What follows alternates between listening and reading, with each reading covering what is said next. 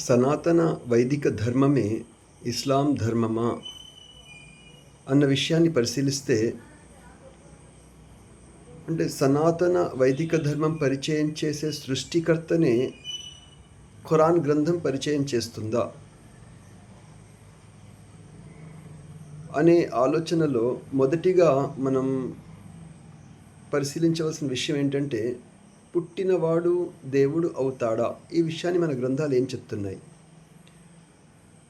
భగవద్గీత 10వ అధ్యాయం 3వ శ్లోకంలో యో మామ జమనాదిం చవేత్తి లోక మహేశ్వరం అసమూఢ సమర్థ్యేషు సర్వపాపైః ప్రముచ్యతే అని తెలియపరుస్తుంది. అంటే దీని అర్థం ఏంటంటే, భగవద్గీత 10వ అధ్యాయం 3వ శ్లోకం, ఎవడు నన్ను పుట్టుక లేనివానిగను అనాది రూపునిగను సమస్త లోకములకు నియామకునిగను తెలుసుకొనుచున్నాడో అతడు మనుష్యులలో అజ్ఞానము లేనివాడై సర్వ పాపముల నుండి లెస్సగా విడువబడుచున్నాడు. ఈ శ్లోకం చాలా స్పష్టంగా ప్రస్తావించే విషయం ఏంటంటే, ఎవడు నన్ను పుట్టుక లేనివానిగా, అంటే సృష్టికర్తను ఎలా గుర్తించాలి అంటే పుట్టుక లేనివాడు, అంటే పుట్టినవాడు దేవుడు కాదు అన్న విషయాన్ని ఈ శ్లోకం ధృవీకరిస్తుంది.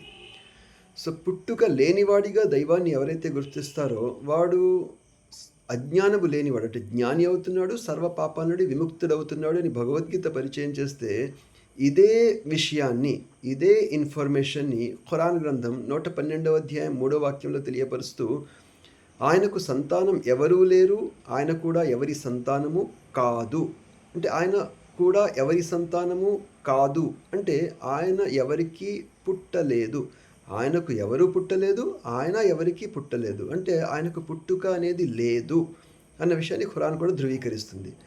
అంటే ఈరోజు మనం ఇక్కడ స్పష్టమయ్యే విషయం ఏంటంటే, భగవద్గీత పుట్టుక లేని ఏ సృష్టికర్తనైతే పరిచయం చేస్తుందో ఆ సృష్టికర్తనే యాజ్ ఇట్ ఈజ్గా ఖురాన్ గ్రంథం పరిచయం చేస్తుంది. ఆయనకు సంతానం ఎవరూ లేరు, ఆయన కూడా ఎవరి సంతానము కాదు, అంటే ఆయన ఎవరికి పుట్టలేదు. అంటే ఈ రెండు గ్రంథాలను మనం పరిశీలించినప్పుడు దేవుడు పుట్టుక లేనివాడు అని విషయం స్పష్టమవుతుంది.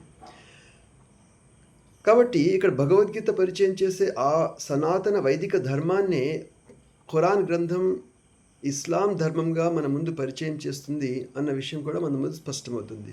కాబట్టి ఈ రెండు గ్రంథాలు పరిచయం చేసే ఆ ఏకైక సృష్టికర్తను సర్వేశ్వరుడు లేక అల్లాహ్ అని మనం ప్రస్తావిస్తే, ఆయనను ఎలా గుర్తించాలి అంటే, ఎవరికైతే పుట్టుక లేదో ఆ అస్తిత్వాన్ని సృష్టికర్త సర్వేశ్వరుడు లేక యెహోవా లేక అల్లాహ్ అని మన గ్రంథాలు పరిచయం చేస్తున్నాయి అన్న విషయం అర్థమవుతుంది.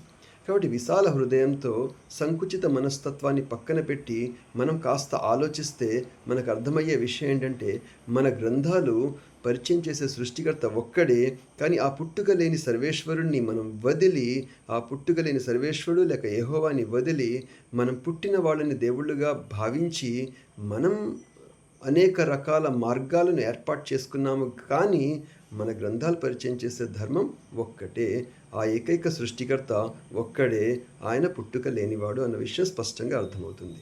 Thank you.